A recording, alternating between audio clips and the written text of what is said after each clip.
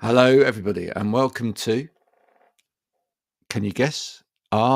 Yes, very good. You've passed the test. You've managed to read the top of the screen. A Better Way of Life, the podcast for people like you and people like me, and not people who make a lot of noise and just look pretty. There's an abundance of those kind of people. This is really just for ordinary folk doing ordinary things extraordinarily. So that's why we started this podcast. Is it not, Marianne? It is, and we get people ask me when I ask them to come on here, what sort of people? I said anyone that's got something to say, that wants to get their word out there, that wants to get their story out there. Actually, we tend to get people that aren't people that shout with that noise that's out there, the noise that we were just talking about. I keep moaning about. Now, we've also got something very exciting to tell you all about today, because you're going to see it in posts as of next week anyway, which is that we're starting a Better Way of Life networking group. And you've seen other networking groups. You get the gist of how those kind of work, where, you kind of, it's somebody's group and people join and they get rich and everybody else pays them money. And and there's quite a few of those about, and there's nothing wrong with that. That's fine if that's what you want. But what we've decided is that in the same way that this podcast is really about helping elevate each other's voice and really building a community that's really concerned with each other, we want to build a network like that as well. So we're going to have an equitable network. If you come in and join the network, it's going to be, compared with some networks, quite cost effective for you to join, and it's going to be something where, for some people, if you want to get really involved in that network as well and give back and deliver to other people, be active in it, not only will you actually not have to pay us money to be in the network, you will actually get money from the network as well. How amazing is that? Well, imagine that, creating something where everybody gets a slice of the same pie, and actually we all get an equal slice of it as well. It's not just that the person at the top is creaming it off. Imagine that would be a marvelous thing, and that's what we thought. So that's why we're creating it, and details will be all over the various social medias. So please do feel like, if you want to join, if you just want to come in and take, that's fine too. You'll pay and you'll help support everybody else that's in there, but it won't be a lot of money, because the aim is not to make a lot of money. The aim is to give back. So without further ado, we're going to bring in our special guest today, Callum. Nice to meet you, Callum. Nice to meet you too. Yeah. How are you, sir? Where were you coming from? Where are you right at this moment? Edinburgh. So Edinburgh. Yeah, so a bit far away. Yeah. What a lovely place. Very far away from you, Graham. Well, yeah, further away from me than he is from you. That is absolutely true. Having said that, quick hop over to Exeter, get on a plane. You're there within 47 minutes, something like that, and there you go. But it's quite an accessible place. I've been to Edinburgh several times on work in the past. And what is it you do, Callum? So basically, I'm a freelance kind of disability consultant, but essentially I advise organisations how to be more inclusive to disabled people, more accessible, and just kind of help them understand disability, remove some of the barriers and some of the kind of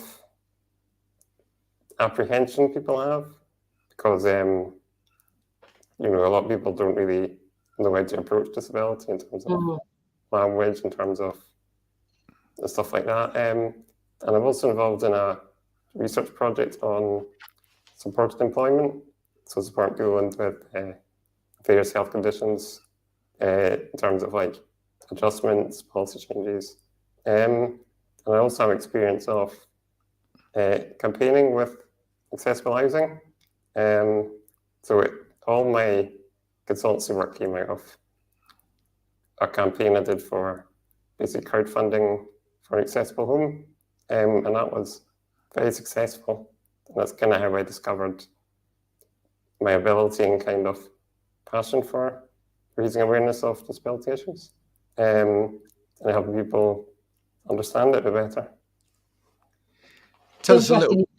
It's interesting you said about the apprehension there. When you said about the apprehension, because I think there's there's obviously a lot of people who, and a lot of organisations that don't, but I think there is quite a lot of apprehension. I find with what I do work-wise, which is completely different in some respects, when I'm working with trainers, that they say, how am I supposed to tackle this? Or what do I do about that? And a lot of people want to deal with things, but don't know how to, and just don't, as if that's a solution. Yeah, I mean, I think there's like this on a more basic level. Sometimes people they don't know what to say, they don't know what to do with it. When basically, you just have to consult with the people involved. I'm not going to be, offended by you noticing I have a disability or asking how to accommodate it. And people are just scared of uncertainty. Really, that's it. And I think really it's kind of on all of us to just get to know people who are different from us, completely unlike us, and just hear their perspective. And it's not really that difficult, in my opinion. But so it's fear you think it is?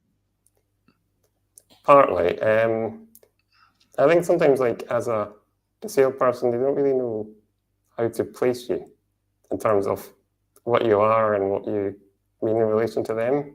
I know it sounds a bit strange, but I think they're always trying to box you into certain categories or narratives and all sorts of things. And I think when people can't figure out where to put you, you don't know how to kind of approach the subject. And also, there's this idea that disabled people are more sensitive than others, which I don't think is true.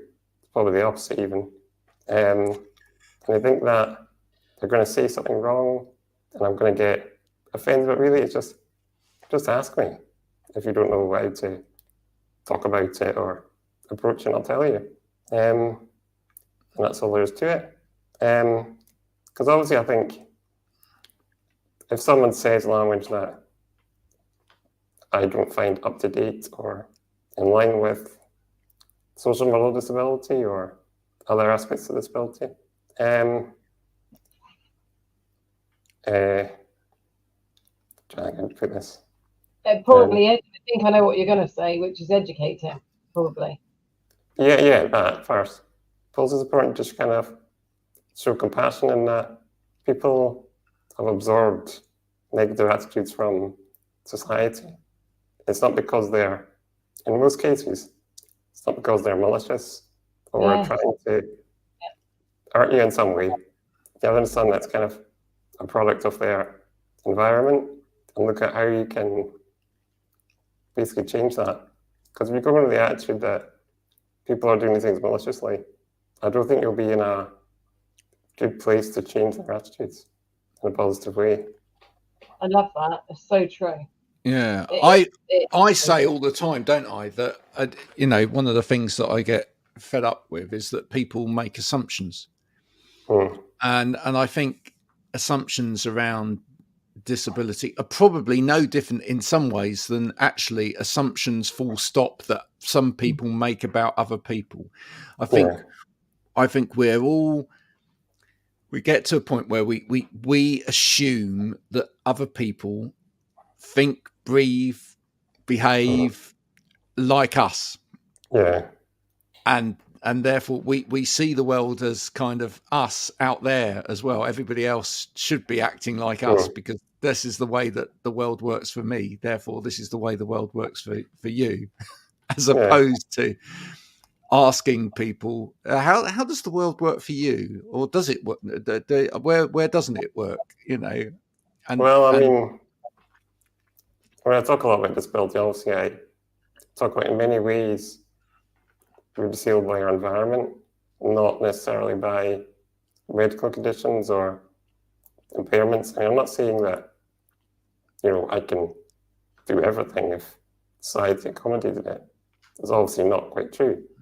But, in terms of like work or education or just even accessing like events and restaurants or anything like that, that basically it's society that chooses to not provide access. Not necessarily deliberately, just because disabled people are not as prevalent in maybe media and culture and people's lives. So they just don't think about it, about what's needed to give us access or support our needs to be able to enjoy the same things as everybody else. Yeah. So, I mean, and the reason why I take that attitude is because it's kind of destigmatizing to say that society has created these situations. It's not my responsibility to overcome it or deal with it myself. So it's less about a personal feeling and more about just a product of my environment.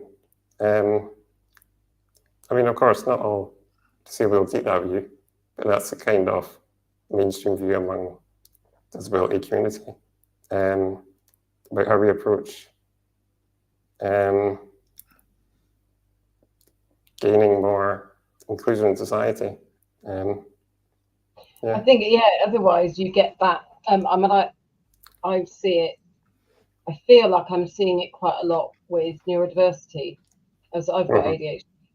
And sometimes it feels as if it's a bit of a them and us. That's what it feels like being created. And you think, oh no. And I've talked to you about this many a time, Graham. And you think, I don't really feel that that's what is helpful or is needed, really, because it does create that them and us. Yes, of course, there's differences and there's needs. But I was thinking the other day about this, that it doesn't actually matter who we are. Every person is unique and has needs. And I feel like if we approached each other in that way, I mean, I've always taught my children. I remember my eldest, I think it was my eldest, we were out one day and he saw somebody, we were in Boots, I think it was, and he saw somebody in a wheelchair and they had a dog with them. And he sort of said to me, why has that person got a dog? And I said, I don't know why they've got a dog, probably to help them. I said, should we go and ask them? So I went over to the person and I said, oh, would you mind explaining to my son why you've got a dog and why you're in a wheelchair? And he explained and then thanked me afterwards. Because I thought, well, can you tell me to get lost or tell me? It's not. Of course, somebody. Well, they may have told you to get lost if you'd gone over and talked to the dog. Yeah. Right, and because that, I've got a client who's visually impaired, and apparently that happens all the time, which is somebody comes over to talk to the dog, not to talk to them. Quite often it has on the. It has on there as well. Don't speak to me. It has on there as well. But I think if people generally speaking, no matter what it is, you get less of a result in terms of finding out what someone needs. Even from, I know when my dad died, he died by suicide. And I remember some people just crossed the road and didn't speak to me. And so now I always say to people, no matter what it is, ask the person or say to them. I now say to people, I'm really sorry, I don't understand what it is or your situation. Can you please explain? Which I'm pretty sure is going to give you a much better response and the answer you need than just ignoring. Yeah, I mean, I think it's all about, just making the dialogue happen.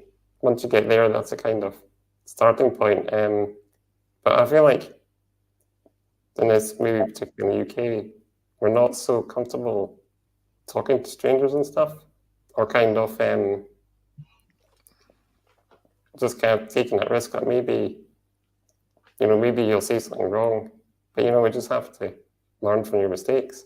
I think the other thing is that when Marianne was talking about sort of in general of introducing children to disability and people who are unlike them, some parents do this thing where they just shush their child, basically. And then it creates the idea that it's something you can't talk about, something you avoid. And then perhaps that child grows up with that idea that you just avoid that. Which I think is important. Yeah, you I probably think it's. You've got a million Yeah, kids, so you've probably come across that more. So. I think this is something that has changed drastically since I was a kid. I'm going to say now. I think it's changed drastically. I mean, I think we had very inappropriate TV representation of people with disabilities when I was a kid. I think things like school, it was never disability and difference was never talked about. Anybody that had a disability or whatever was helped but kept away from everybody else. They weren't integrated. There was no normalizing of difference, and therefore I think language, narrative, everything just became about, as you say, us and them. It was just like there's people that are different, and then there's people that are normal. Well, and as soon as you've got that as a prevailing narrative, you've got a problem. You've got a massive problem. But even today, we see this in business, because businesses don't get inclusion, accessibility, etc. right, and it's almost. Let's be honest about this. For a lot of businesses, and it's because they don't have the right starting point, I believe. They see any work that they've got to do to make this more accessible, or to make this more inclusive, they see it as an issue, because they've already started along the one path and now they've got to stop and rethink and turnkey and whatever. Surely this is the biggest problem here, is that people don't start with the basis of including everybody in the first place. They just rush off. That's what I was going to say, Callum. Great idea. Do you tend to get called in? I mean, we live in a very reactive society, which I've talked about this so often. That do you get asked in? Do you invite yourself in? Do you ask to go in, or is it before, or is it reactive? I mean, arguably, we'd want to be forgotten word. Proactive. Not reactive. Proactive. That's the word. Not reactive. So, at what point do you? I think I would say that organizations often consider disability last. I mean, often if you hear conversations about diversity, they'll see the list of like sexism, homophobia, xenophobia, and racism, and then often they forget ableism because they don't often have never heard the word in their life. So I think you start from there. So then it kind of becomes something they react to much later in the process. And it's like a extra, when it's not really. I mean, inclusion is for all groups, not just some that are valued more than others. And that's the problem. And often, an example of accessibility, it's cheaper to consider from the beginning than retrofit access and various things. So you have to really, as Graham said, get there from the beginning. I think that's really part of the issues. Organizations often have a lot of assumptions that are incorrect. Like, I think in general, like those adjustments for disabled people cost an average of about £70, something like that. And there's always this thing where they push back by saying it's so expensive and stuff, but it's not based on any real evidence. It's kind of this idea that, I don't know where it comes from, that it's expensive to do these things. I don't know if that's kind of because it's an explanation for why there's this apparent injustice or discrimination. It makes the world seem it's the way it should be because there's these simple explanations as to why it's not already happening. It's interesting because we talk a lot about access to work. Like a lot of businesses don't even know about the access to work, but actually, even if they do get it, there's such inequality across the access to work as to, I do get it, but the first round for me getting it, I wasn't dealt with very well, and it took me a year to actually I don't know what word to use, summon up the whatever it is, to actually apply again,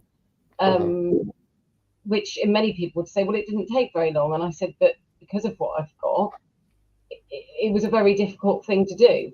And so even within that, there's very much negativity. Oh, it's all right for you. You're very lucky getting that. That's that other side of it. You're very lucky. But there just seems to be, and it doesn't matter, neurodiversity, I think that needs working on. But there's other people that seem to be awarded, and then they have to wait a year or so to get the money for the equipment. I mean, I was told I had to pay for my equipment because I'm self-employed. And we were looking at, with training, I think it was like £4,000 or something, wasn't it, Graham? And when I spoke to them at Access to Work, I said, well, I can't, what do I do about claiming it? They said, well, either get your employer to pay for it first and you can claim it back. And I said, but I'm self-employed. They said, well, you'll have to pay for it. I said, well, that's not really how it should work. That's not really how it should work. So they said, well, you'll just have to, I think it was, what was it said in the end? It was something like apply for the money or something. I was going to have to wait 3 months. As it was, Graham helped me to sort it. But I said, that's not really helpful when someone's got a disability and then you're making them wait 3 months, 6 months, a year for something that's there's a lot of their job. There's a lot of misinformation in the process. And I think it's seen as a perk. Yeah. That's what it's seen as, a bit of a perk. And that's not how, for someone like me, it's seen as a perk, whereas Callum, for other people with other disabilities, employers would see it as you said, maybe a bit of a hassle taking someone on because it's going to cost lots of money. And then if they know that they could apply, but it's going to take ages, that makes it even harder. Yeah, I think the problem is it's seen as a cost, not investment. But basically, it's not just about filling a kind of gap between the productivity of disabled employees and non-disabled employees.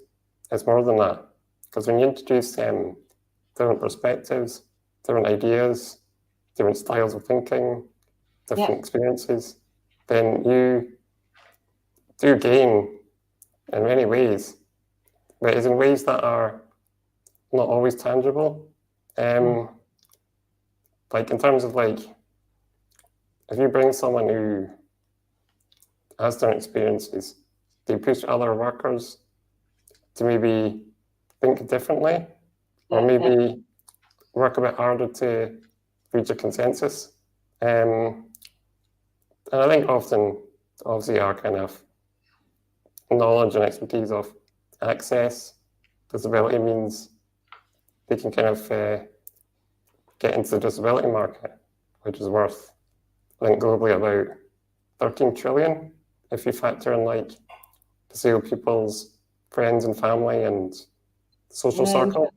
I've heard this about, Yeah, and so they think that often it's not worth doing because they won't gain from it financially, but it's not just true. But I mean, obviously, it's not just about money. It's the right thing to do. And that's also why I should be doing it, not just because a company thinks it can gain financially from doing so.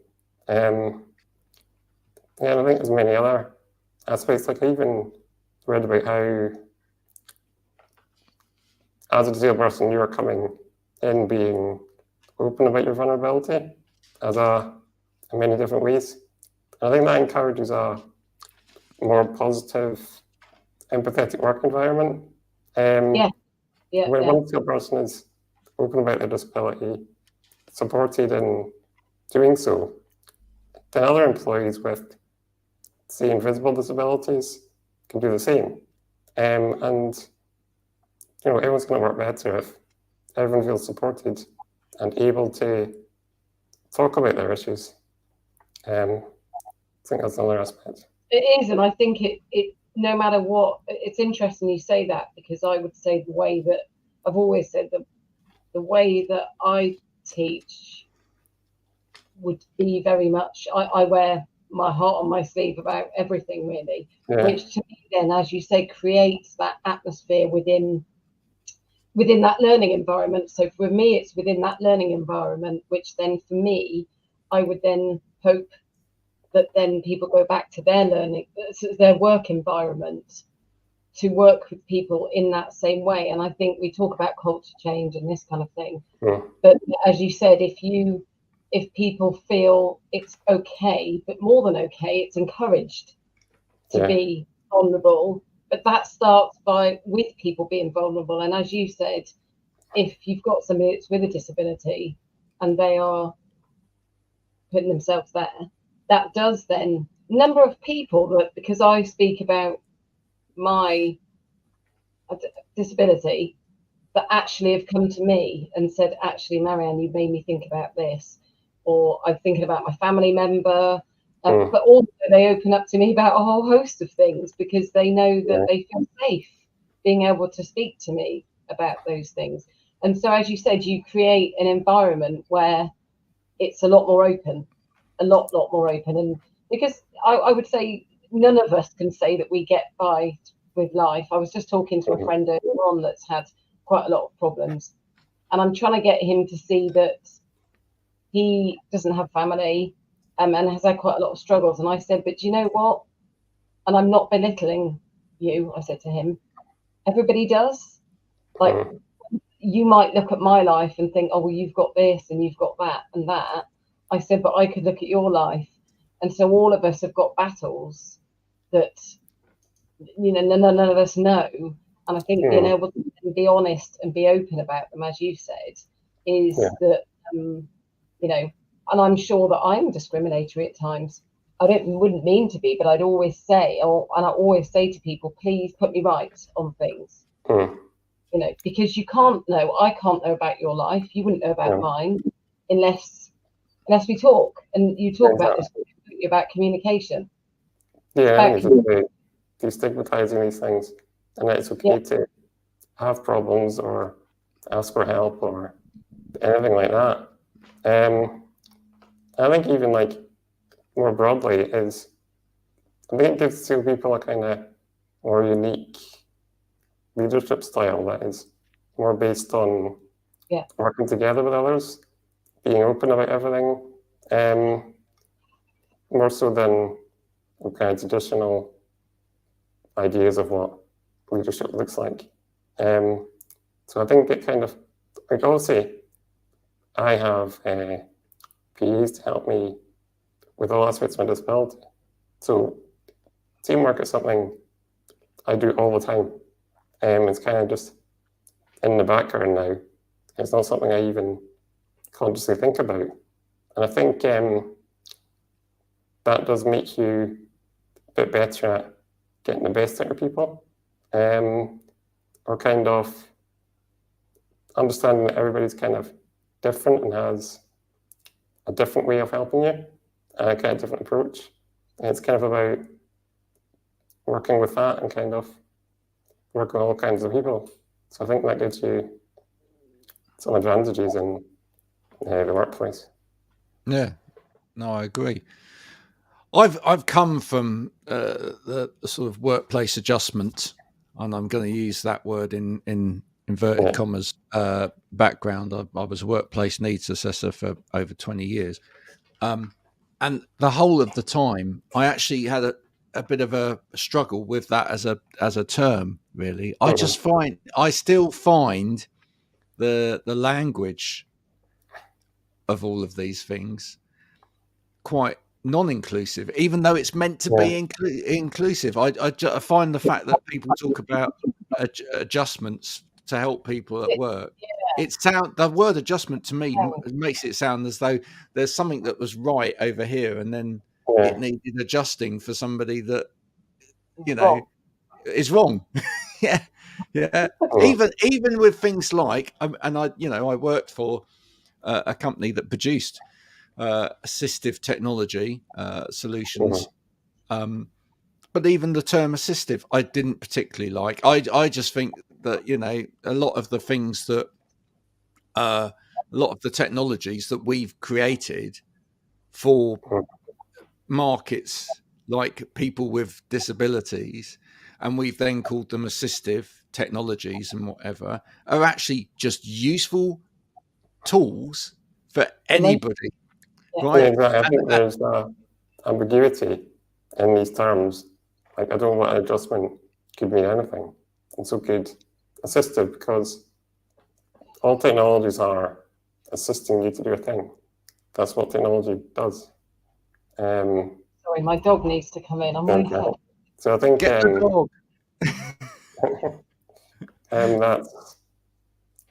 I think basically we have to, and so because it's relating to disabled people, it's supposed to be like this other thing that's separate from all other aspects of life, because only disabled people experience it. But that's because, people can benefit from assistive technology who don't have disabilities. I mean, like, speech recognition is useful for people who maybe get repetitive strain injury, or maybe, I don't know, broke their arms for whatever reason, or whatever. And it's always like, whenever you create something for disabled people, it unexpectedly helps non-disabled people. I think an example of it used is like curb cuts for getting up onto the pavement that benefit cyclists or people pushing prams or etc. So it's kind of an assumption that it's just separate from everything else. It's interesting though, because when I tell people that things that I was given to help me, that exact thing happens, which kind of then doesn't really help, because there is that divide. People say, well, I wouldn't mind one of those too, because it would help me. Yeah. And I get what they mean, because, and then it comes in the problem that you've got to be diagnosed. Well, I do say to people, actually, with access to what, you don't necessarily have to be diagnosed with disability. But because there'll be a lot of people that aren't, and I see it, all over, that people can't get the things that they need. But as you said, I mean, I approach my teaching with the view that everybody in that room has got unique needs, and I teach in a way that would be open to people saying to me, I need this, would you mind if I have that? Or whatever it is, and where I possibly can, I will. And I say to them, I do care if people have got a disability, but I also care about all of you, which people sort of to begin with. And I said, no, I care about everybody. Of course, if somebody's got a disability and they know the things that they need, and, and yes, there's a legal side of it, but there's also everybody in that room who I want to have access to, and I want them to have access to what they're learning. And, even if it is just because somebody prefers to sit by a door, I know there's many people. I was out with a friend the other day, and they said, have you noticed what I was doing? And I said, what? And he was an ex-police officer, and he's got hypervigilance, but he said, I can't help myself. And I watched him. He just is always looking around. So for him, he'd want to be near a door. Well, that's not a disability, but it actually is making, that person have access to whatever it is I'm doing with them, because they feel far more comfortable. I mean, I used to teach blind students, and I know that some of them wanted you to approach to certain sides, or they would say, can you say your name beforehand? Say their name beforehand. So yeah, I just think if we all, as you said, if we work in a more inclusive way of everyone, then, as I said about bullet points, I joke and say bullet points would help me, but actually they probably help most people. Yeah, and I think it brings in, like, often I'm doing disability inclusion training workshops, you'll often get this thing of people say, well, how can we accommodate everyone if people are not comfortable disclosing their disability? But the reason they're not disclosing it is because of the working environment that you've created. It's not because they're being difficult, because they just don't feel confident that you can reveal it in a way that will not lead to discrimination or make them out to some colleagues or anything like that. And I think often when it comes to asking for adjustments, there's this process of proving you have disability, what you need and all that, when it should just be automatic and available to everyone, because it'll save money on bureaucracy and administration and create a idea that adjustments are for everybody, not just the SEAL people. And then that destigmatizes it, I feel. That totally is, and like I said, that interested me. And I don't know. I mean, I come from a care background. That's what I did, and I don't know whether that made me more aware or whether that I was that sort of person. So my first introduction, I did something called the Winged Fellowship when I did the Princess Trust when I was 18. Mm-hmm. The only experience I'd had care work wise was when I did my work experience at school for disabled children. I said I wanted to do that. And the lady that they put me with, she had MS. And, you know, I had quite it was quite a baptism of fire, put it like that, because I did all of the care work. But I kind of just took it in my stride, and I never ever forget that.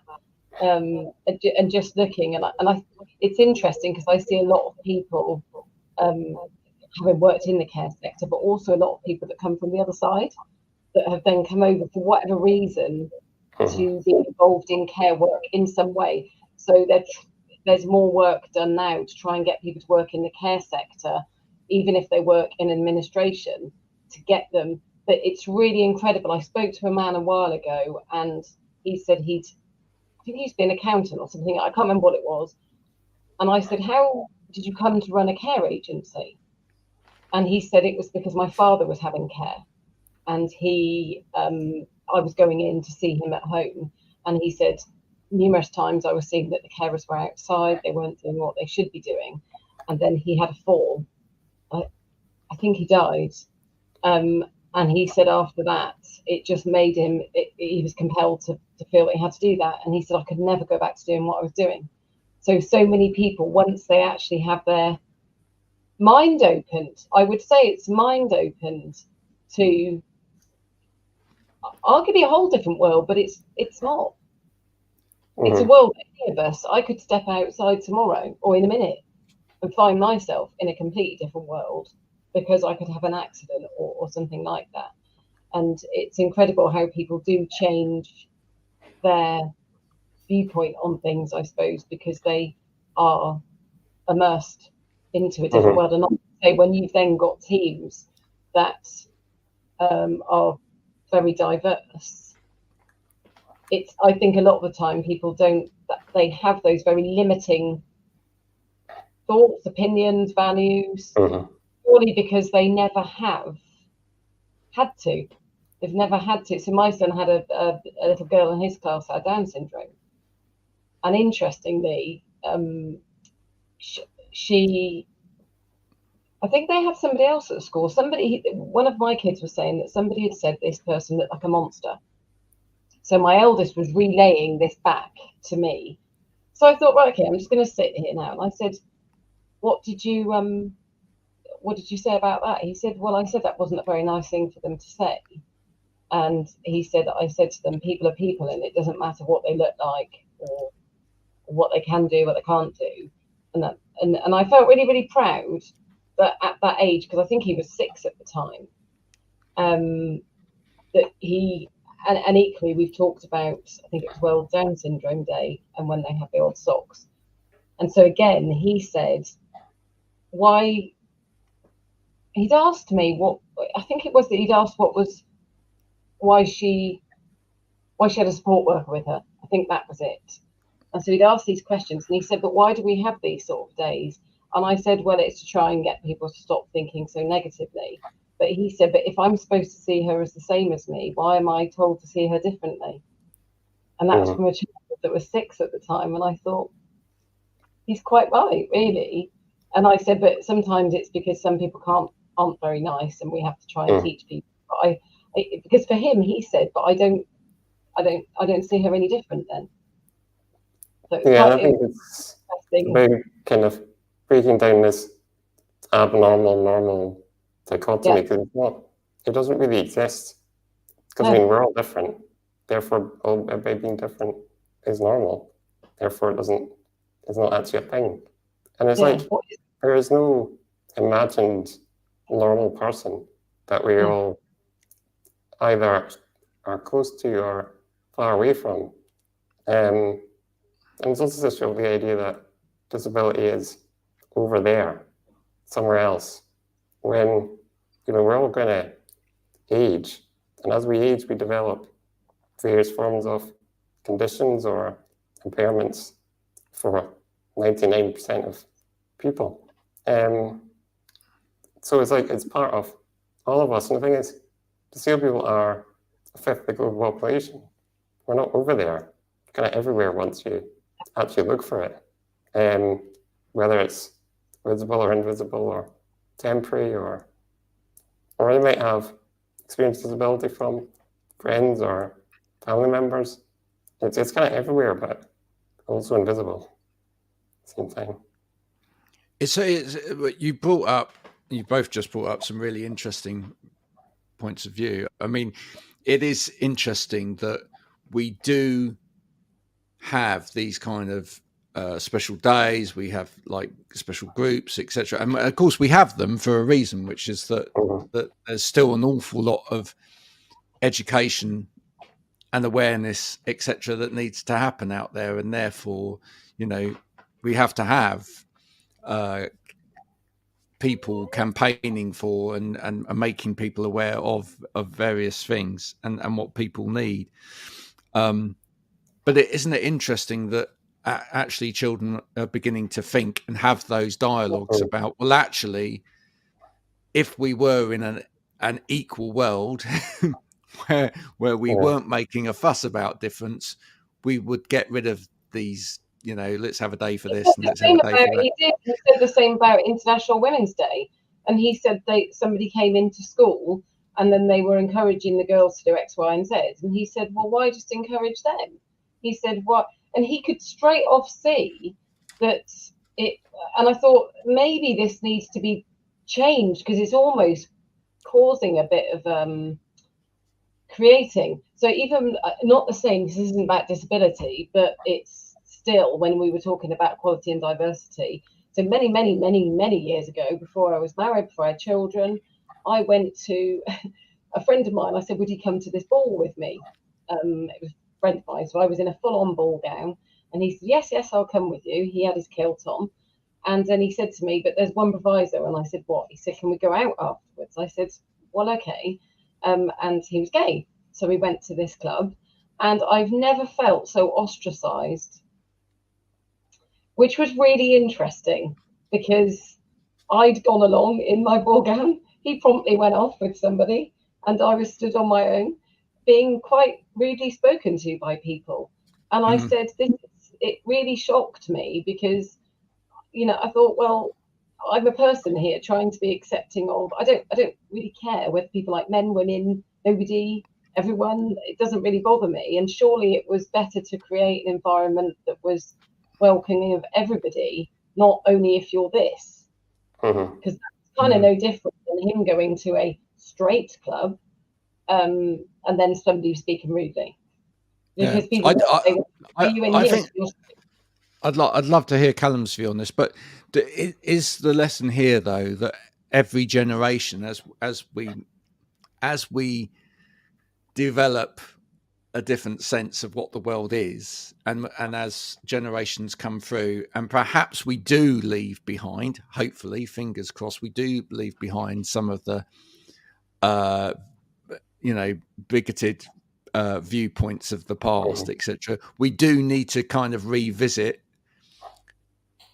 what we're actually trying to do in terms of these things, so that actually the younger generations that are coming through, if they are dropping or do have a different value set, etc., they're free to have those without the kind of sort of oppression of the kind of angst of people that have unfortunately been through bad mouth behavior in the past, kind of inserting their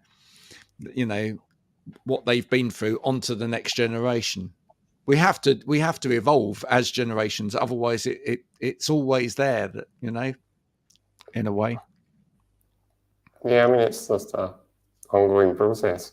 I mean, like you're talking about awareness days or whatever, not just a day where you roll out your kind of tokenistic marketing or whatever.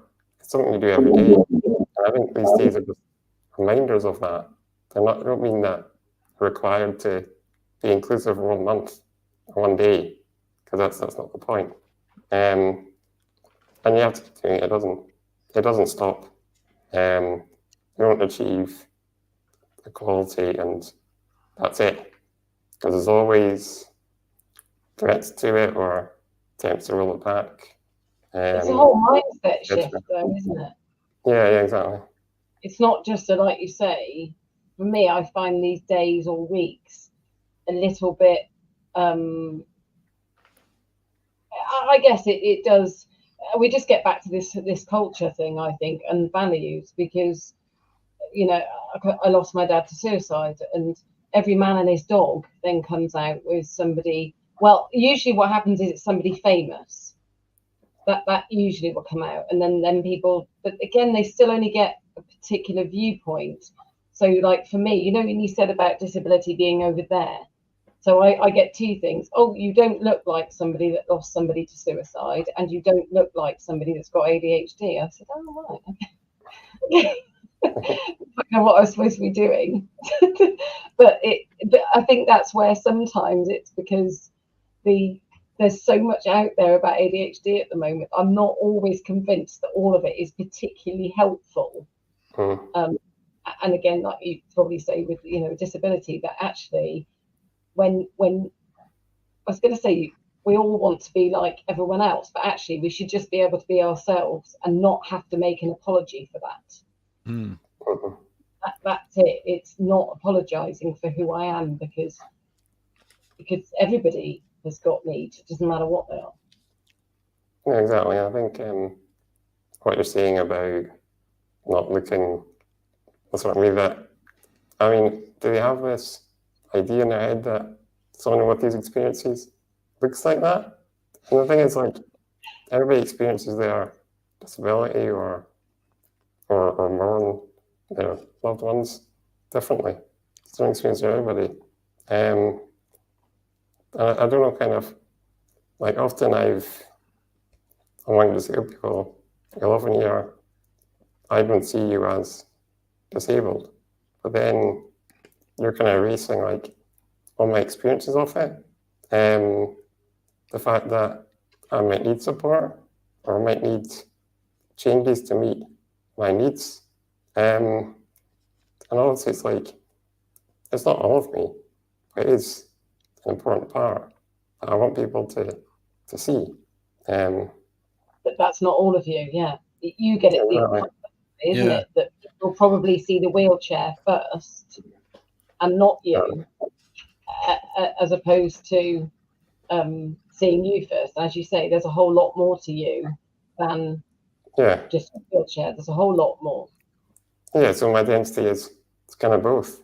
I mean, yeah, it has influenced a lot of who I am I would think, and all that, but I don't want to be reduced to one thing.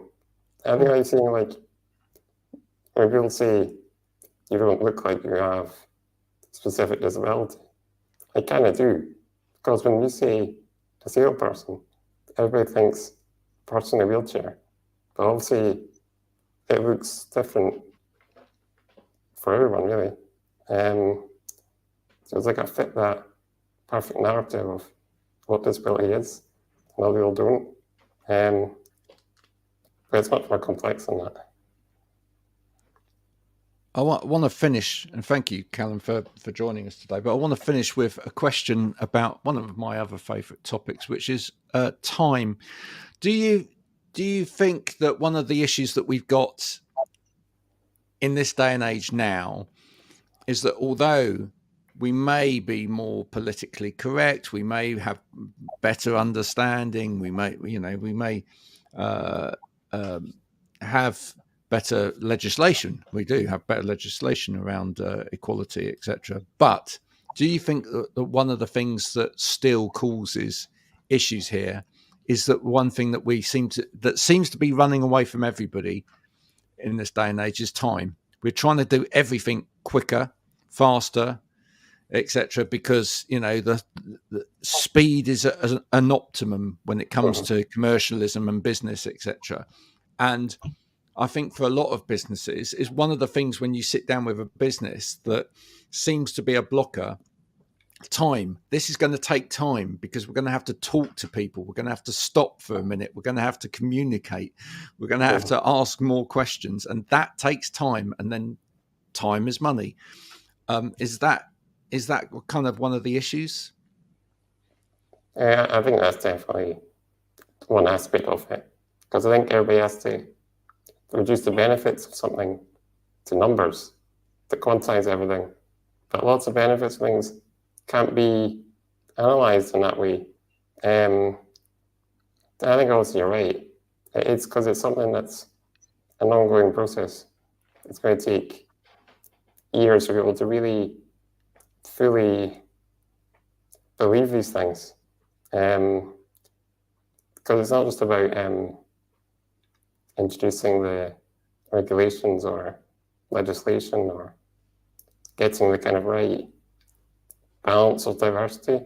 It's people have to genuinely believe these things, not just be like forced to meet the regulations.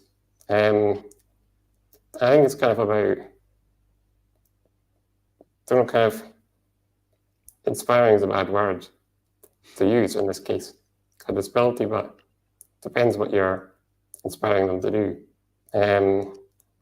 Obviously, you inspire someone to become allies of disabled people or commit themselves to educating themselves. That's really what you want to inspire people to do, not just kind of feel better about their own situation compared to other people's. But it's hard to know about time. I mean, everything takes time. There's only so much of it. I think if it's time invested at the beginning, it's a bit like when we look at politics, isn't it? That if you invest now, you said it earlier on, Callum, if you invest something now, actually you end up not only helping with the thing you wanted to help with, but actually you ended up, it's like I quite often say, actually, if you give me X at work or wherever I am, you're probably going to benefit other people, that probably then makes people be more productive, which will mean more money. Also. Yeah, I mean, strong power is a major issue right now, really, in terms of moving towards a future that's more inclusive or more environmentally friendly, or etc. You can't rush it, really. It's always about immediate benefits, immediate profits, but that's kind of not what we want. Yeah, it's true. So, folks, you've heard it here first. If you want a more inclusive, sustainable, better world for everybody, you want a better way of life, then you can't put a time scale on it. You can't think, well, I've got to I've got to away. achieve this by, lunchtime this afternoon, because otherwise, it's just not going to work. Callum, it's been a pleasure meeting you today. Thank you so much for coming on. If people want to know more, or they want to find out a bit more about what it is you do, want to get you involved in coming to talk to their business, how do they do that? Mainly just contact me on LinkedIn, Callum Greevers, full name. Simples. I'm not really on social media, really, other than that. You've got some great things at the moment that you've been working on as well, which people love. Yeah, I was trying to make a series of posts about the kind of sociological basics of disability and ableism. I'm going to be doing that for the next 4 weeks. Caught my eye anyway. There you go. There you go. Let it catch your eye too. Thank you, everybody. Thank you, Callum. Thank you, Marianne. Thank you, audience, for watching. I hope you take something away from this. Please do comment. Please do share this with other people in your network as well. That's always very valued. We'll see you again, same time, same place next week for A Better Way of Life. Until then, remember, join the club, because it's our club. It's not our club, it's your club. So, get involved.